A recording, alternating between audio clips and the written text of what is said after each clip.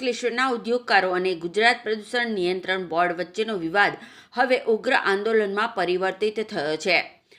CETP પ્રોજેક્ટને જરૂરી CCA પરવાનગી લાંબા સમયથી બાકી રહેતા અંકલેશ્વરના આશરે 100 જેટલા ઉદ્યોગપતિઓ આજે ગાંધીનગર સ્થિત જીપીસીબી કચેરી બહાર આમરણાંત ઉપવાસ પર બેઠા હતા। ઉદ્યોગકારોએ સ્પષ્ટ ચીમકી ઉચ્ચારી છે કે સૂચિત સીઈટીપી પ્રોજેક્ટને સીસીએ મંજૂરી આપવામાં નહીં આવે ત્યાં સુધી ઉપવાસ ચાલુ રાખવામાં આવશે। પરવાનગી આપો, આશ્વાસન નહીં। આ સૂત્રો સાથે ઉદ્યોગકારોએ તંત્ર સામે રોષ વ્યક્ત કર્યો હતો। અંકલેશ્વરમાં એમએસએમઈ ઉદ્યોગોને પર્યાવરણ સંબંધિત ધોરણોનું પાલન સરળ બને અને પ્રદૂષણ નિયંત્રણ મજબૂત બને તે હેતુથી આધુનિક સુવિધાઓ સાથે સીઈટીપી પ્રોજેક્ટ ઊભો કરવામાં આવ્યો હતો। જો કે ઉદ્યોગકારોના આક્ષેપ મુજબ છેલ્લા 1 વર્ષથી વધુ સમયથી જરૂરી સીસીએ મંજૂરી માટે રજૂઆતો છતાં જીપીસીબી દ્વારા નિર્ણય લેવામાં આવ્યો નથી।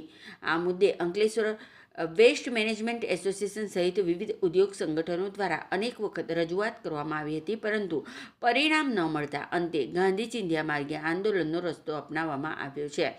આજે શરૂ થયેલા ઉપવાસ દરમિયાન જીપીસીબીના અધિકારીઓ દ્વારા ઉદ્યોગકારો સાથે વાટાઘાટ કરવાનો પ્રયાસ કરવામાં આવ્યો હતો, પરંતુ કોઈ સ્પષ્ટ નિર્ણય અથવા લેખિત ખાતરી ન મળતા ઉદ્યોગકારો પોતાના નિર્ણય પર અડગ રહ્યા હતા। ઉદ્યોગકારોનું કહેવું છે કે સીઈટીપી પ્રોજેક્ટ કાર્યરત થશે તો પર્યાવરણ સુરક્ષા વધુ મજબૂત બનશે તેમજ નાના અને મધ્યમ ઉદ્યોગોને મોટી રાહત મળશે। છતાં મંજૂરી પ્રક્રિયામાં વિલંબ થવાથી ઉદ્યોગ ક્ષેત્રમાં અનિશ્ચિતતા સર્જાઈ રહી છે। હાલ તંત્ર અને ઉદ્યોગકારો વચ્ચે ચર્ચાથી ઉકેલ આવે છે કે આંદોલન વધુ ઉગ્ર સ્વરૂપ ધારણ કરે છે તે અંગે ઉદ્યોગ જગત તેમજ રાજ્યના વહીવટીતંત્રની નજર ગાંધીનગર તરફ કેન્દ્રિત થઈ છે। ગાંધીનગર ખાતે જીપીસીબીની કચેરી સામે આપ સર્વે ભૂખ હડતાલ કર્યા જે સીઈટીપી છે એ બાબતે શું નિર્ણય હજી સુધી આવ્યો છે કે નહીં?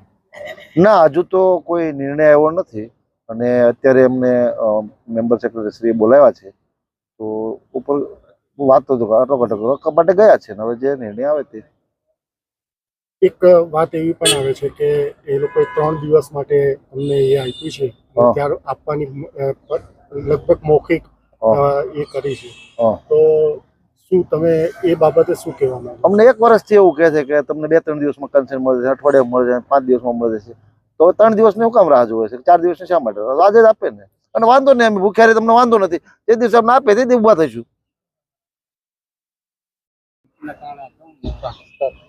અમારી ભૂખ હડતાલ ચાલુ જ રહેશે ભાઈ, જ્યાં સુધી અમારી 10 MLDના સીઈટીપીની સીસીએ નહીં આવે ત્યાં સુધી। કેમ કે પાછલા 365 દિવસે ઉદ્યોગકારો 70 થી 80 વખત ગાંધીનગરના ધક્કા ખાધા છે, જેનું રોડ રિસ્ક તો અમારું પોતાનું જ હોય છે ને ભાઈ।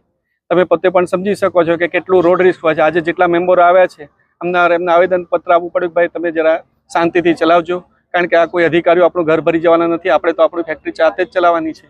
માટે અમને જ્યાં સુધી સીસીએ નહીં મળે ત્યાં સુધી અમે આ ઉપવાસ આંદોલન છોડવા માંગતા નથી, કેમ કે અમે જે સીઈટીપી બનાવ્યો છે એ ઉદ્યોગ જગતના હિત માટે છે।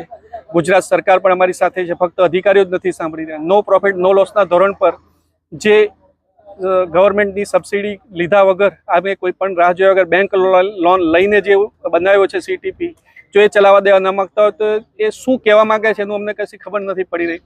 કોઈ અદ્રશ્ય શક્તિ, કઈ અદ્રશ્ય શક્તિ, જે જોકે હવે તો જગજાહેર થઈ ગઈ છે કે એક બીજો સીઈટીપી છે જે 35 થી 37% પ્રોફિટ કરે છે, જેના બેલેન્સ શીટ છેલ્લા 7 વર્ષના બેલેન્સ શીટ તો મેં પોતે સ્ટડી કરે છે કે 35 થી 37% નેટ પ્રોફિટ કરી રહી છે। તો શું એ નેટ પ્રોફિટને એમાંથી કંઈ ભાગ હિસ્સો મળી રહ્યો છે? અમને એવું પ્રતીત થઈ રહ્યું છે કે હવે તો કે ભાઈ અમારો જો સીઈટીપીને અમને યા તો પરમેનન્ટ ક્લોઝર આપી દો, જેથી કરીને અમે અમારા ઉદ્યોગોને બીજે કોઈ સ્ટેટમાં લઈ જઈએ, જેથી કરીને કંઈક અમારું ભલું થાય। ઉદ્યોગકારો ખરેખર થાકી ગયા છે। આ 521 જેટલા અમારા નાના ઉદ્યોગકારો છે જેનું હિત જળવાઈ રહેવાનું છે, મોટી રોજગારી ઉત્પન્ન થવાની છે। કેટલાય લોકો કેટલાય સમયથી કોરોના કાળથી જે લોકોએ ઈસીએનઓસી સીસીએ મેળવી છે ત્યારથી પરેશાન છે કે ભાઈ અમારું આજે ખુલે કાલે ખુલે। રમેશભાઈ વારે ઘડી અમને આશ્વાસન આપે કે ભાઈ હવે આપણે છેલ્લો 3 દિવસનું આપ્યું છે કે 3 દિવસમાં તમારું થઈ જવાનું છે। શું થઈ જવાનું છે ભાઈ? અમે તો થાકી ગયા। હવે આટલા રૂપિયાનું આંધણ કર્યા પછી પણ જો ન મળવાનું હોય તો અમને કહી દો ને ભાઈ, અમે ઉદ્યોગો બીજા સ્ટેટમાં લઈ જઈએ। કદાચ અમને હવે અહીંયા અમારી ધમકી પણ મળે કે તમારા ઉદ્યોગોને જોઈ લઈશું તો પણ હવે અમે બંધ કરવા માટે તૈયાર છીએ।